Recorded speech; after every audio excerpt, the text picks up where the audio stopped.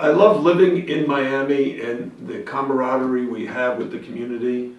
On Saturday night, we took our players to Inter Miami's professional soccer game, and we had a blast. We got to meet David Beckham, and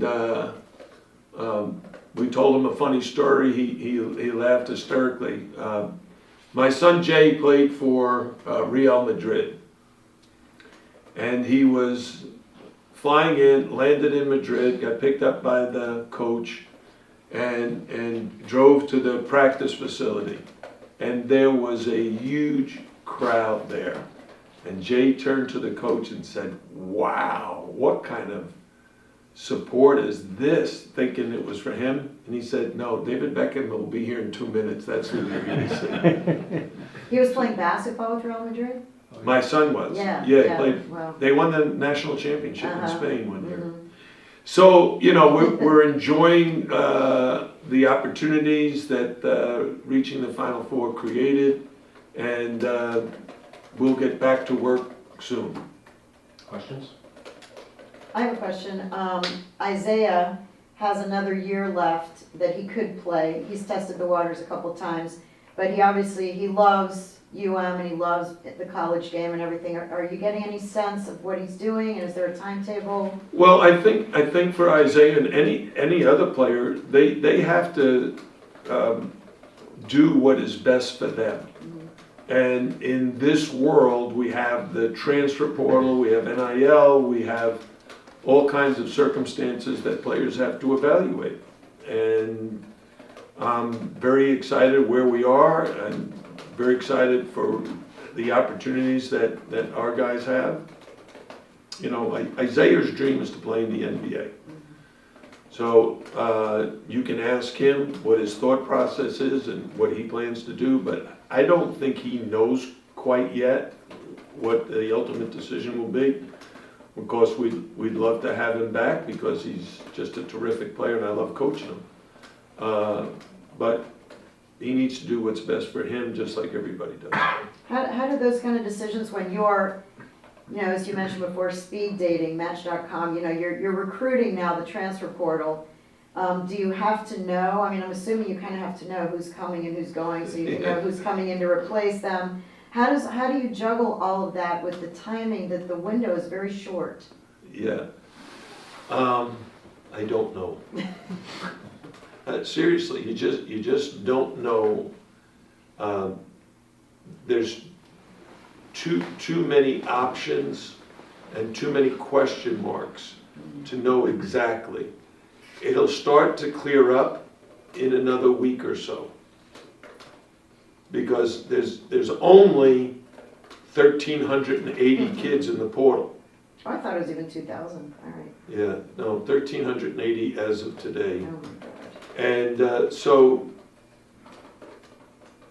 we have 3 in the portal ourselves. You know, so things change every single day. So you can't tell someone who's looking to come into your program, if you still have question marks, you can't really tell them with certainty this spot will be open or these spots will be open. You just kind of talk in. Well, here's one thing we know for sure. Jordan Miller and Anthony Walker are graduating. They played the 4 spot for us. That's over 40 minutes of playing time available at the 4 position. Mm-hmm. So without naming any names, our coaches have to be very active in the portal of looking for a 4-man. You know, you add Danila Jovanovic, put his name in, that's 3 guys that can play the 4. Hey Jimmy, I think we can talk about Michael Nwoko, right? He signed? Say it We can again? talk about Michael Nwoko, he signed, right? Yes. Okay, so is he a guy who you see an immediate role for? I know with freshmen it's sort of tricky to give a sense for the kind of athleticism he can bring to the team. You know, I never think we can know for sure what kind of contribution a young man can make as a freshman. But I will say this, Michael Nwoko is 6'10", 240 pounds. So from a physical standpoint, he's very physically mature. He's got a great body. And he's competed against at a high level. The other day he played in the Nike Hoop Summit and went 7 for 10 from the field. those are indications that, hey, he might be ready to contribute mightily as a freshman, but you don't know until they get on the court with your players. What were your thoughts of that performance? Yeah, I like it. That's pretty darn good. I like anybody that can go 7 for 10 in any game. Coach, just what positive impact do you think, making the Elite Eight and then making the Final Four has on both high school recruiting and recruiting in the transfer portal? Well, I think we have a couple of different situations. High school recruiting basically takes place from now, April, through November.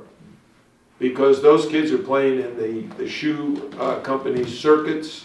We get a chance to go and watch them, we evaluate them, and then at some point they commit, like Michael Nowako did. He committed like last October. After that period, we go into the regular season, the postseason, and then we start with the portal recruiting, transfers. And we're at that stage now, and it'll be that way for about a month. Anything else for Coach Al?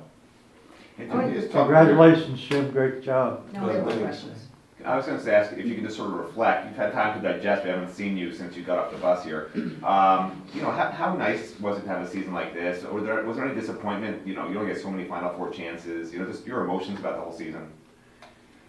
Well, first of all, I was so happy the way the team developed its bond last summer. Almost every day during the summer was a positive. You have 4 freshmen, you have 2 transfers, you got 6 or 7 returning players, and everybody seemed to get along so well. And that continued with even great competition for playing time all through September and October, November. And what was really satisfying to me was having such a terrific scout team.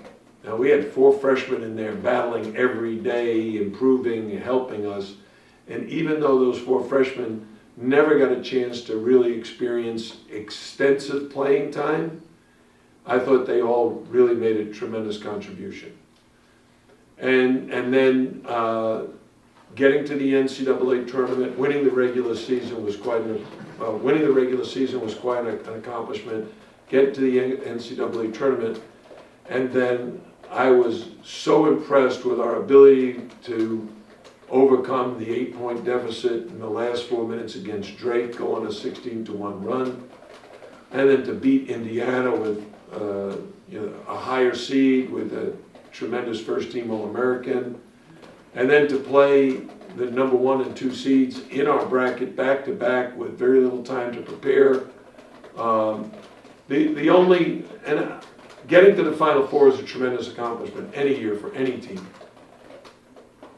But I would have loved for us to play our game against Connecticut. I would have loved for us to have been at our best that night, and we just weren't, for whatever reason. Connecticut deserves some of the credit, but we also did not play to the best of our ability. And for me as a coach, I take on that responsibility. But I'm excited about next year. We've got a good group returning, and hopefully we can balance the returning players with a couple of incoming guys and be back in the hunt next year. Coach, what are some developmental things with Wooga that you'd like for him to work on in the off season, and then just how do you think it'll go? Well, I tell all our players, you got to work on everything, but you have to really have a good plan. You have to be proactive. You got to be seriously thinking about, okay, this is the part of your game that can really help elevate you. Last year with Wooga, I spent a lot of time, my coaches spent a lot of time helping him with his pull-up jump shot. It's not like it needed help, it needed direction. He needed to be reminded this can be a great part of your game. He already had the skill. He just didn't use it very often. Now he's using it more regularly, and that balances his game. And that's basically what we want for everybody, to identify the areas that you need to work on and keep improving. So with Wooga Poplar and Bensley Joseph, we have 2 veteran players now going into their junior year who we're gonna count on tremendously, next season. I was just gonna ask about Bensley, because I know, he'd like to compete for starting position, all that, and again, I guess if you don't know exactly, do you expect Bensley to come back, and are you, I hope everybody comes back that can. We have 3 that won't, so I keep my fingers crossed every day because, as I said, things change every day. what does he bring? What does Bensley bring, and what are you telling him? Well, he's been a terrific leader, and he's been a terrific defender. He's a very, very good spot-up three-point shooter, and he's more mature now.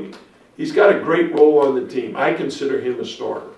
He might not start the game, but in terms of minutes played and what we count on him for, he's really a starter. I heard that he does the thought of the day, that he developed leadership position to the point that you guys used to rotate who does the thought of the day or something, and he sort of took that over. Can you talk about that evolution? Yeah, we've been doing the thought of the day for over 30 years, and we normally would rotate and just ask anyone to volunteer the answer.